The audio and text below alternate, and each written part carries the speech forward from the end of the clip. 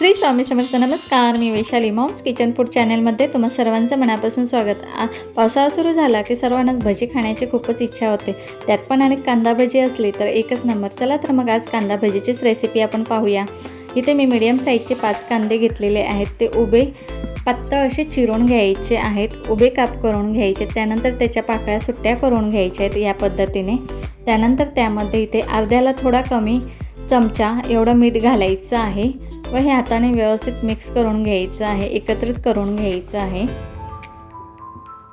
कांदा आणि मीठ व्यवस्थित एकत्रित झाल्यानंतर पुन्हा आपण हे 5 मिनटं झाकण ठेवून साईडला ठेवायचं आहे. 5 मिनटानंतर पुन्हा आपण झाकण काढून साईडला ठेवायचं आहे. तुम्ही बघू शकता कांदा आपला ओलसर झालेला आहे व त्याला पाणीही सुटलेलं आहे. अगदी पिळलं तर 1 ते 2 थेंब पाणी पडेल एवढं त्याला पाणी सुटलेलं आहे.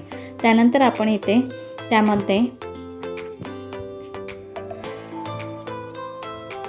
छोटा लहान चमचा अर्धा चमचा ओवा घातलेला आहे. तो थोडासा हातावर क्रश करून मगच त्यामध्ये घालायचं आहे. त्यानंतर 3 चमचे तांदळाचं पीठ घातलेलं आहे. पुन्हा आधीही आपण मीठ घातलेलं म्हणून इथे चवीप्रमाणे थोडंसं मीठ घालायचं आहे. पुन्हा काश्मीरी लाल तिखट मी इथे वापरलेलं आहे, ते मी 2 चमचे टाकत आहे. जर साधं तिखट असेल तर तुम्ही 1 चमचा घातला तरी पुरेसा होतो. त्यानंतर हे सर्व मिश्रण व्यवस्थित हाताने मिक्स करून घ्यायचं आहे, एकजीव करून घ्यायचं आहे.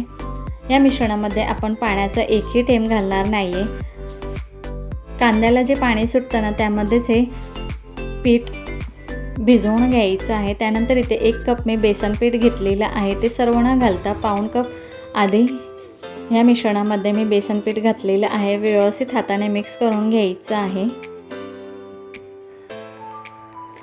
या मिश्रणामध्ये आपण सोडाही घालणार नाही आहे. आता हे व्यवस्थित मिश्रण भिजलेलं आहे व हे राहिलेलं पीठही त्यामध्ये भिजेल असं आहे, म्हणून मी सर्व पीठ ह्यामध्ये घालून व्यवस्थित हाताने मिक्स करून घेणार आहे. ही भजी खूपच क्रिस्पी व टेस्टी तयार होतात. त्यानंतर आपण गॅसवर कढई ठेवलेली आहे. कढई गरम झाली की त्यामध्ये आपण तळण्यासाठी तेल घालायचं आहे. अगदी बाजारात मिळतात ना गाड्यावर भजी, तशीच ही भजी क्रिस्पी आणि टेस्टी तयार होतात. आता आपलं तेल गरम झालेलं आहे. थोडंसं मिश्रण त्यामध्ये सोडून बघायचं. लगेच वर आलं की समजायचं तेल आपलं चांगलं गरम झालेलं आहे. त्यानंतर आपण भज्यांच्या मिश्रणाचे तेलामध्ये भजी सोडून घ्यायची आहेत. अजिबात कोणताही आकार द्यायचा नाही. व्यवस्थित अशी भजी सोडून घ्यायची आहेत.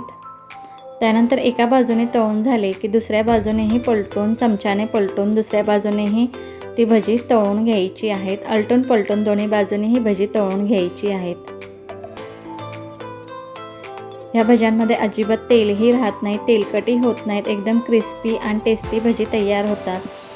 बाहेर पाऊस चालू असला की त्याबरोबरही कांदा भजी, हिरवी मिरची तळलेली आणि बरोबर सोबत चहा, एकच नंबर कॉम्बिनेशन असं असतं.